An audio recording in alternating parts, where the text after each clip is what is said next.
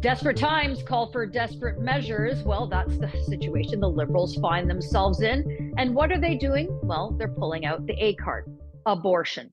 Hello, I'm Adrienne Batra. With me are Brian Lilley and Lorrie Goldstein. Well, Brian, you've been saying it for months. You've been writing about it. It's almost like you have a crystal ball somewhere to tell you that the Liberals are now going after the Conservatives because they are down nearly 20 points in the polls, and they're going to do the scare tactic, saying that Pierre Poilievre is going to use the notwithstanding clause to somehow restrict abortions in Canada. It's fabricated, it's phony, Yeah. and it's pretty sad.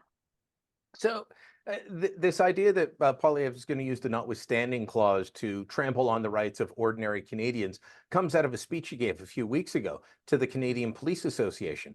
And in that speech, he was specifically talking about mass murderers and people who are designated dangerous offenders, that they shouldn't be getting light sentences, that the Supreme Court should not have overturned, well, they upheld the overturning of the 6 consecutive life sentences given to Alexandre Bissonnette. He's the man that committed the massacre at the Quebec City Mosque in 2017. And he said, you know, he's going to bring in tougher sentences for these guys and consecutive sentences. And if the courts don't like it, he'll use the notwithstanding clause. The Liberals have been saying since then that, oh, he's coming for your rights. Well, unless you're a mass murderer, he's not coming for your rights. And as much as I have problems with the Liberal Party, I don't think their voting base is made up of mass murderers. Now they're extending it to abortion. Every May, the Thursday before Mother's Day, there's the biggest political rally in Ottawa usually of the year, and that's the March for Life. And Liberals spend the whole week of Mother's Day and after it talking about how they'll stand up for abortion. Happy Mother's Day, everyone. And they just, this year, they seem to not be letting it go. And everyone's pointing out that it is showing real desperation. And our old colleague, David Akin, even called them out. Here's a short clip of Akin pointing out to the Liberals that, you know, Stephen Harper never legislated on this. And the Liberal MP leading it just freaks out. The Harper government had 10 years. I know you weren't here. Many of us were. 10 years in power. They had 4 years as a majority, didn't move one bit. And they had private members who wanted to do things and do things. Guys, you are all 30 points down the polls. I'm looking at some of you will not get reelected if there was an election this fall. This is the most cynical play to just throw the abortion scare tactic. Would you like to respond to that observation? Absolutely. It's Please. not a scare tactic. We've seen what's happened in the States. Do people really think Roe versus Wade would have been overturned? Do we think what was happening there was going to happen? So, I mean, that shows you how desperate they are, and everyone's noticing it because it's, you know, Bob Fife on CTV talking about it. It's Chris Ellie in National Post. It's David Akin.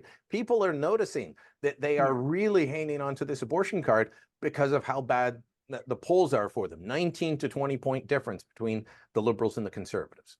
And Lorrie, you know, if we were to further show any more in that clip, it's the Women's Liberal Caucus that came out and did this press conference accusing Pierre Poilievre of course, using abortion, it's all nonsense. And then there's another MP that went to the mic when questioned again further by the media that if you want to ensure and entrench these rights, why isn't the Liberal Party, why isn't the Liberal government putting forward legislation? And well, this other MP comes up and says, you can't legislate women's ovaries and you can't legislate women's uterus. And at the same time asking for Poilievre to ensure that these rights are entrenched. It is so crazy. And it's over the top. But I mean, you've been to this movie way too many times. Well, when I was watching it, I was like, there's this thing in journalism where you go press conferences that go terribly wrong. This one went terribly wrong. And it was because, to credit the journalists, they asked tough questions of a Liberal, which is a good thing to do. Their whole argument, though, and you hit on the one to me that is the ultimate ridiculousness. We don't have a law on abortion in Canada. Supreme Court struck it down years ago, and we have not. Now, there are illegal abortions, but it's all done under medical practices that it has to be done in a certain way. So people just can't go out and commit abortions. But you point out that I've been around a long time. In 2006, Paul Martin raised this issue with Harper, that Harper would use the notwithstanding clause like the courts would, in other words, the courts would overturn any ban on abortion, right? Harper would use the notwithstanding clause, even though there was no indication he would, and then history showed he didn't. But it's the Liberals, and this is what they have, and they keep ruling it. But I would suggest to the Liberals, they should do what Martin said he would do in 2006, introduce a federal law that says the federal government will never use the notwithstanding clause to rule on abortion rights. And then we can all see what happens, right? Now, the problem is once you open up that, now you're the federal government that is always the defender of the notwithstanding clause, right? So they know their problem is if they go, oh yeah, but not for abortion, right? Well, that's going to create a whole new nest of problems for them. The real politic of this is, it's exactly what Brian said. It's exactly what you said. They're double digit behind the Liberals. And this scaremongering has worked in the past. That's right. It has. May knock them down. That you've observed. Look, by the time we get to the election, they're not going to have a 21-point lead. Of course not. Because the media will be focusing on them as the Conservatives as you guys are probably going to be the government, right? So now we have to examine you, more carefully, which is how it works. But to me, their problem is, Adrienne, we've all seen this so many times. The Harper secret agenda. That's right. They're white supremacists. I mean, Poilievre just got an award from this UN Watch, which is one of the most pro-Israel, and one of the sharpest critics of the United Nations.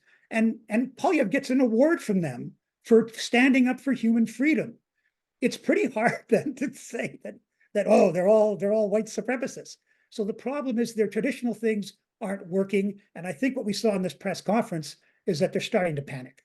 Okay, so one of the things that we saw in that like unhinged commentary from the Liberal MPs, Brian, was the comparison to the United States and the Dobbs decision. And one of the things that I think has happened is because the Liberals are down so hard, so far down in the polls, they've clearly seen in the US, certainly in the midterms and in certain ballot initiatives in different states, this issue has certainly worked for the Democrats' favor. Maybe some consultant from down south told the Liberals, this is the card you need to play. This is how you hammer it. I mean, Justin Trudeau was doing sit-down interviews with bloggers and others to talk about how his government's giving out free contraception now. And I mean, all these bizarre things, but it's an issue where I don't think that Canadians are buying into it because the palpability of the desire for change in government, I think, eclipses everything at this point. So a couple of things on that. You're right about the desire for change. It is massive right now. It's bigger than it's been in previous elections when we've had change elections. Secondly, Daryl Bricker from Ipsos was posting the other day about how they do surveys around the world. I think they're the world's biggest or second biggest polling firm. And around the world, the number one issues are affordability, cost of living, housing, things like that. These issues that the Liberals are talking about are lower. Secondly, I would say abortion is not a huge vote mover in this country the way it is in the United States. We haven't had the back and forth. Our Supreme Court is not quite the same. It's highly political, but it's not the same. In the United States, it is a major vote mover for both parties. Here, you're going to get some movement, perhaps, but Canadians have a much more nuanced view on abortion and what they think about it than our media or our politicians would have you believe. So, it's not going to be a huge vote mover, but Trudeau knows he only needs to get to 32% to win. That's right. So that's why he's clawing back at everything. And it was on the Full Comment podcast the other day. I said, Chris Selly said to me from National Post, he said, the Liberals are throwing out any policy that will get them a dozen more votes because that's how desperate they are. And that's why they're sitting down with podcasters and bloggers and talking about contraception in really creepy ways for a 52-year-old man to be talking to a young woman about her contraception needs and requirements. All very strange. But, it comes back to that polling issue. If you're at 24%, and the other guys are at 43, 44%, you got to do everything you can to claw back to 32 to try and win. Lorrie, just the last word to you, just on the practicality side of this. Are the Conservatives going to just have to answer to this charge and put an end to it now? Is Poilievre going to just have to say, all right, this has gone too far. This is not my intention. I mean, every Conservative leader has had to do that. I recall Prime Minister Harper having to do that a few times too. But private members' bills pop up, and they are allowed to come forward onto the floor of the House of Commons, but nothing comes of them, frankly. So is Poilievre going to have to say, this charge that the Liberals are putting against me is so ridiculous, or does he not answer it at all? No, you have to answer it. But the issue is, and the Liberals know this, you can't prove a negative. You cannot say, I mean, you can say it over and over again, but in terms of proving something that the other side is saying you might do in the future, well, you can't guarantee anything, even though you say over and over again, we wouldn't do that, just like Harper said, we wouldn't do it. And so it really comes down to a matter. And the other thing, remember, Trudeau has made it, if you are a Liberal MP, you cannot talk about the abortion issue, that the party has one stand. Obviously, private members on the Liberal side who tried to do this would be, now, would Poilievre go that far? Harper never did. Harper said, I'm the leader. As long as I'm the Prime Minister, this will not happen. And over time, that became enough for people to accept. Now, I think that would give voters some comfort. Okay, Harper said that, and he did, and none of the horrible things happened. So it'd be reasonable to say that Poilievre won't do it either. So I think he has to answer it calmly, right? But I don't see that he has to, go as far as Trudeau said. The House of Commons is our democracy. If MPs want to introduce motions, I don't see why the leader of a political party should say you can't introduce an emotion on major issues, one of them being abortion. Once it happens, you can say this is not going to be, because private members' resolutions, a fraction of them ever get to be debated, and a smaller fraction never get. So we can say, nope, yep, that's fine. I'm against it. The leader's against it. The cabinet's going to vote against it, and we're instructing our MPs to vote against it. Are you going to throw out of the party anybody who proposes in that? No, we're a democracy. I'm telling you, it's not going to happen. I don't think you have to go to the absurd standard that the Trudeau government is, because now they're looking foolish. And now they're just like, when they go, well, why don't you pass a law? You can't pass a law against a what? You literally go, what? So, they've lost the plot. And so, That's right.